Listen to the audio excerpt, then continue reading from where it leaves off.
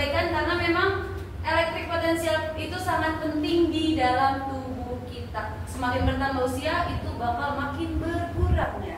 Benar ya? Nah, hari ini kita akan membahas tentang apakah rawatan yang sesuai penyakit. Rebut akar. Ini apa ya? Ini apa? Bapak Ibu ada yang tahu ini gambar apa? Pohon. Ranting kayaknya ya. Ranting ya, ranting pohon ya. Yang apa? Jadi sebenarnya ini itu intinya perawatan penyakit dari akarnya ya Bapak Ibu. Jadi biasanya kalau kita ada keluhan sakit kepala, insomnia, sembelit, Bapak Ibu ada yang pernah ngerasain ini?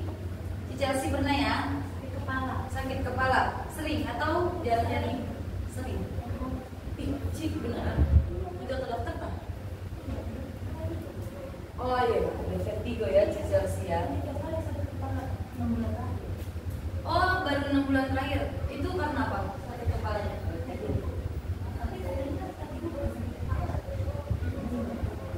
Sekarang enggak udah.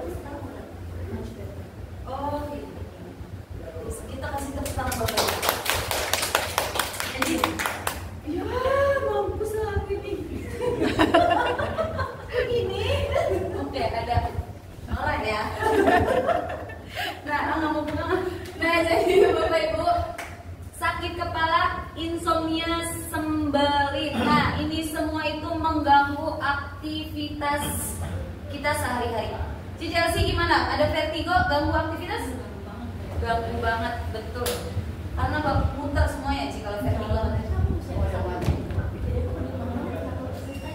Oh, harus ada yang pegang kalau udah vertigo. Iya, bahaya. Malah lebih parah lagi ya. Biasanya Cici konsumsi obat? Sekarang? Wih, sekarang mantap. Karena memang Ci Chelsea ini terapinya setiap hari sama maminya, datangnya rajin.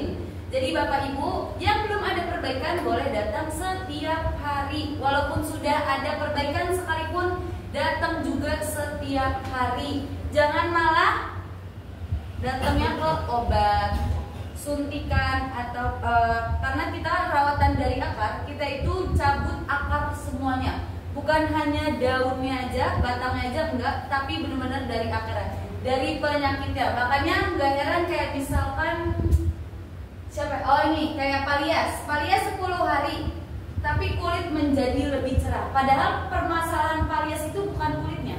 Karena Palias orang Chinese memang putih ya. Tapi dia ngerasa kulitnya menjadi lebih cerah. Jadi itu benar-benar dari ujung rambut sampai ujung kaki yang ada di tubuh kita itu semua diperbaiki. Gak ada yang ketinggalan satupun. Jadi memang butuh proses, tergantung tipe tubuh masing-masing. Nah, kita nggak pernah menggunakan obat-obatan, suntikan ataupun efek samping. Kalau memang ada efek samping, ada juga Bapak Ibu beberapa yang salah pengertian. Dia mencret-mencret pulang dari sini. Dia pikir itu efek samping. Bukan ya Bapak Ibu, itu bukan efek samping. Tapi itu apa? Reaksi. Kenapa reaksi berbeda dengan efek samping? Kalau semisalkan efek samping itu harusnya ini Cici menggunakan alat yang sama berempat. Kalau Cici mencret seharusnya empat-empatnya juga mencret. Atau Ci Chelsea ada ruam-ruam gatal-gatal. Kalau semuanya sama gatal-gatal itu baru yang dinamakan dengan efek samping. Nah di sini kita tidak pernah ada efek samping, alat bedah ataupun obat-obatan. Jadi aman. Bapak Ibu tahu bahaya mengkonsumsi obat secara terus-menerus. Ginjal ya, ke ginjal. Apa lagi? Betul. Ke lambung, ke mah itu juga ada berpengaruh. Karinda tahu kalau konsumsi obat-obatan kemana pengaruhnya?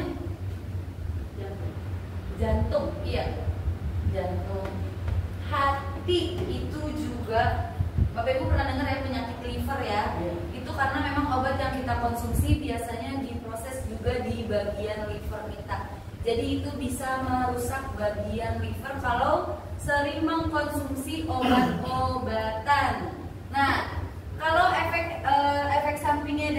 mengkonsumsi obatan itu yang ringan-ringannya paling kayak misalkan ruam-ruam gatel-gatel ya, ada yang gatel-gatel atau yang sampai mual muntah, itu efek sampingnya. Tapi yang lebih bahayanya lagi untuk jangka panjang tadi benar merusak ginjal, liver, mah juga itu termasuk, apalagi di umur 50 tahun ke atas itu biasanya sering mengkonsumsi obat seperti kolesterol, diabetes yang terus-terusan harus dikonsumsi. Kayak darah tinggi itu juga harus dikonsumsi terus-terusan, terus-menerus gitu ya. Nah, kalau kita terlalu sering mengkonsumsi obat-obatan seperti itu juga bahaya. Yang ada apa? Ketergantungan. Jadi tubuh kita tidak bisa normal kalau tidak mengkonsumsi obat-obatan tersebut. Jadi dari sekarang kalau bisa dikurangin. Apalagi Bapak Ibu yang suka konsumsi obat-obatan kayak obat tidur atau obat pencahar tidak sesuai dengan takaran dokter, itu hati-hati ya. Nah, ini faktor penyebab terjadinya efek samping obat dapat berasal dari faktor pasien. Itu tuh kayak meliputi umur, genetik biasanya juga ada, dan juga penyakit yang diderita pada pasien anak-anak khususnya bayi. Sistem metabolisme belum sempurna sehingga kemungkinan terjadi efek samping dapat lebih besar. Jadi untuk apalagi anak kecil jangan sembarangan dikasih obat buat Bapak Ibu yang masih punya anak, cucu. Cica sudah punya anak? Enggak, belum ya. Dan takut dong, kayak trauma punya anak. Nah, itu hati-hati dengan obat-obatan. Biasanya pilek, batuk langsung belinya ke warung ya. Itu harus sesuai dengan takaran dokter. Nah, pada pasien dengan penyakit tertentu seperti gangguan hati dan ginjal, penggunaan obat perlu perhatian khusus karena dapat menyebabkan efek samping yang jauh lebih serius. Itu untuk penyakit-penyakit besar. Nah, faktor obat yaitu sifat dan potensi obat untuk menimbulkan efek samping seperti pemilihan obat, jangka waktu penggunaan obat, dan adanya interaksi mekanisme dan tempat kerja yang membeda-beda sehingga dapat menimbulkan efek samping yang berbeda. Jadi kayak tadi aku bilang berbeda-beda, setiap orang juga berbeda-beda tipe tubuhnya ya. Ada yang kuat merasanya saya udah konsumsi obat terus-menerus biasa aja, tapi itu kita nggak tahu jangka panjangnya. Jadi lebih baik mencegah ya Bapak Ibu ya, jangan di sembarangin aja makan obat. Nah, bagaimana mencegah munculnya efek samping obat? Yang pertama, baca dosis dan aturan pakai penggunaan obat. Jangan suka misalkan susah tidur nih, minum obat tidur, minum 1 gak mempan, diminum lagi 2, diminum lagi, itu bahaya ya. Jangan Bapak Ibu. Nah, dibaca dulu dosisnya. Yang kedua itu pergunakan obat sesuai indikasi yang jelas dan tepat sesuai yang dokter resepkan. Maksudnya itu udah sesuai resep dokter. Jangan sembarangan. Jangan demam minumnya Panadol, batuk minumnya Panadol, mentang-mentang ada obatnya Panadol. Itu berbeda ya Bapak Ibu ya, sesuai kebutuhan.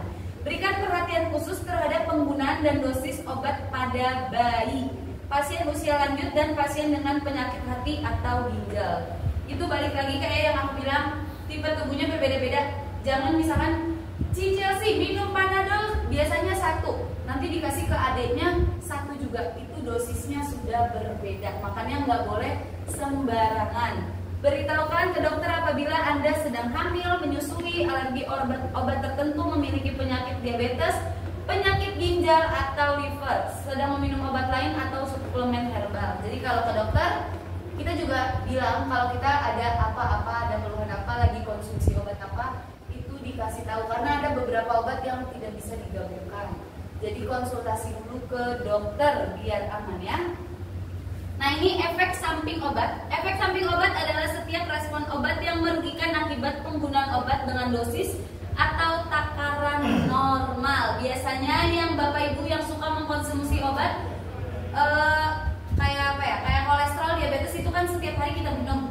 Nah, itu biasanya dosisnya juga suka dinaikin biar apa? Biar menyesuaikan tubuh kita. Nah, itu bahaya. Kalau terlalu berlebihan juga bisa sampai overdosis. Kalau udah overdosis, Bapak Ibu tahu apa yang akan terjadi? Overdosis? Tak tunjuk. Jangan ya. jangan sampai itu tidak sedih nanti. Nah, walaupun tidak semua efek samping obat merugikan, akan tetapi perlu upaya untuk mencegah hal-hal yang berbahaya akibat penggunaan obat.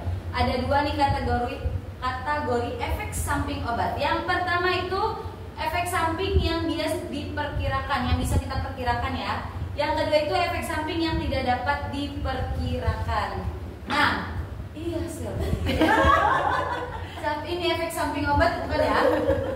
Efek samping obat yang dapat diperkirakan ini dapat timbul karena aksi farmakologi yang berlebihan, misalnya pengguna obat antidiabetik, menyebabkan efek samping pasien stroke yang menerima obat hipertensi dosis tinggi. Ini kayaknya lebih yang penyakitnya parah-parah ya, kayak stroke, jantung, ginjal. Efek samping obat yang tidak dapat diperkirakan seperti alergi. Alergi ini sulit diperkirakan sebelumnya karena sering tidak tergantung dosis dan terjadi pada sebagian kecil populasi. Biasanya orang-orang yang sensitif sama obat.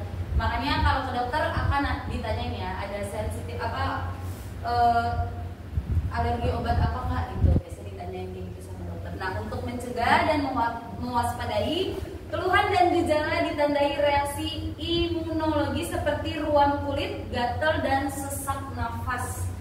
Reaksi dapat terjadi pada kontak ulangan, seringkali datang gangguan waktu antara minum obat dengan munculnya efek samping. Reaksi hilang bila obat dihentikan. Itu efek samping yang terjadi ya Bapak Ibu, harus lebih aware lagi.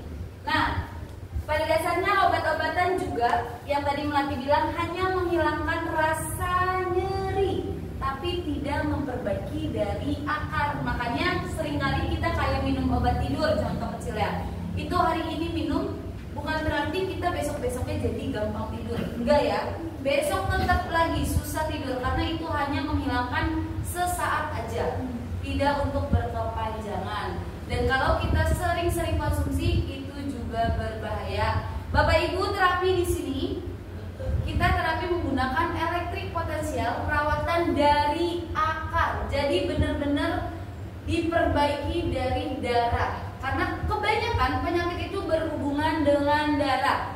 Kalau kita darahnya ini pakai bahasa manusia aja ya, biar gampang gitu, biar dimengerti. Ini asam ya, ini basah. Belum bahasa manusia juga. Oke, yang ini darah kotor, yang ini darah segar. Jadi kalau darah kita kotor, penyakit gampang masuk ke dalam tubuh. Tapi kalau darah kita bersih, tubuh kita juga sehat. Badan kita ringan, enak, aktivitas juga enak. Bawaannya senyum aja ya kalau sehat. Tapi kalau misalkan badan sakit-sakit, disentuh dikit aja, bete benar. Bawaannya emosi ya, apalagi kalau sakit kepala, mau nolong orang. Itu biasanya ibu-ibu sensitif ya. Nah, itu kita kenapa dari akar, karena darah kita dibersihkan. Balik lagi proses Bapak Ibu, tidak bisa instan. Makanya ada yang 8 bulan baru dapat perbaikan, ada yang 2 bulan, ada yang 6 bulan. Itu semua tergantung tipe tubuh kita dan juga pola hidup kita, jangan dilupakan. Kalau Bapak Ibu ada keluhan diabetes, berarti dikurangin gulanya. Jangan kebanyakan makan gula ya, oke? Nah, ini adalah Ibu Anita. Ada yang tahu Ibu Anita? Oke, tidak ada yang tahu ya. Ibu Anita ini juga salah satu orang yang rajin karena dia itu punya keluhan bagian kesemutan. Ini sangat mengganggu aktivitasnya. Sebenarnya awalnya Ibu Anita itu pas di luar sempat cerita ke aku juga, dia rada nggak percaya sama terapi elektrik potensial. Hanya saja temennya banyak yang mendapatkan perbaikan. Makanya kita bilang, Bapak Ibu ajak temennya. Karena biasanya orang itu kalau dari mulut ke mulut itu lebih percaya. Tapi kalau misalkan kita sebar brosur, susah ya. Jangankan dibaca, diterima aja enggak.